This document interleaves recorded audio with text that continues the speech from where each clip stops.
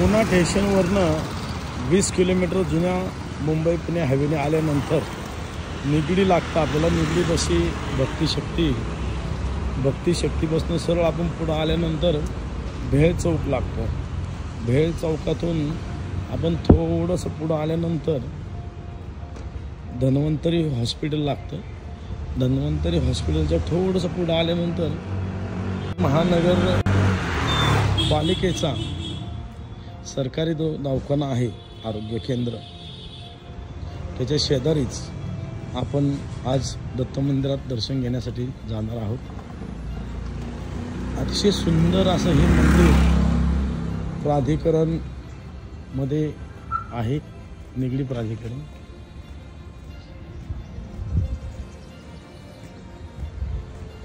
इथल्या मूर्त्यांची जी स्थापना आहे, प्राणप्रतिष्ठा जी केली आहे ती एकदम सुंदर आहे। हे मंदिर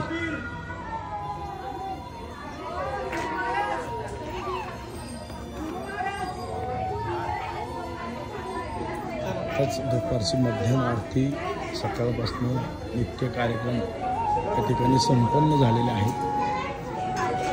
प्रशस्त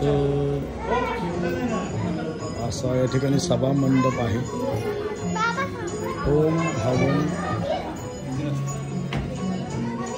हे दादा आहेत, या मंदिर ज्यांनी सेवक सेवा ज्यांनी सेवक आहे, त्यांची भेट आपण या ठिकाणी घेतली आहे। ओम हे कार्यक्रमासाठी व्यासपीठ त्यांनी बनवलेलं आहे। विशेष सुंदर आणि सुरेख दत्त महाराजांच्या जयंतीनिमित्त त्यांनी या ठिकाणी पूजा मांडलेली आहे। आपण आता डायरेक्ट गाभाऱ्याचं दर्शन घेऊ। हे बघा, एकदम सुरेख अशा मूर्त्या, श्रीपाद श्रीवल्लभ, छान मूर्त्या या ठिकाणी त्यांनी बसवलेल्या आहेत।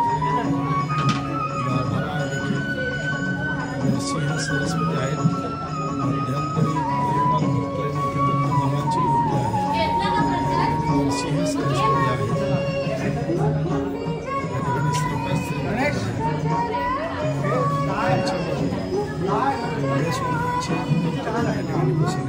मागच्या बाजूला कमंडलू घेऊन श्रीपाद श्रीवल्लभांची मूर्ती या ठिकाणी आहे। खूप सुंदर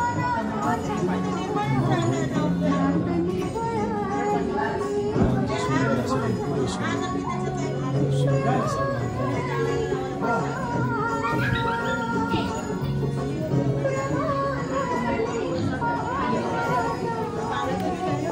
प्रदक्षिणा मारायला मंदिराला प्रदक्षिणा मार्ग देखील या ठिकाणी आहे। संध्याकाळची तयारी त्या ठिकाणी दत्तभक्त करत आहेत।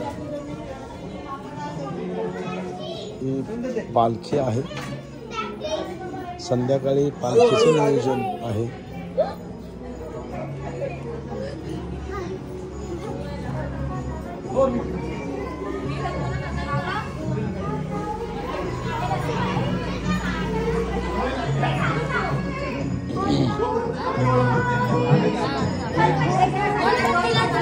छान अशी विद्युत रोषणाई पाहायला मिळते।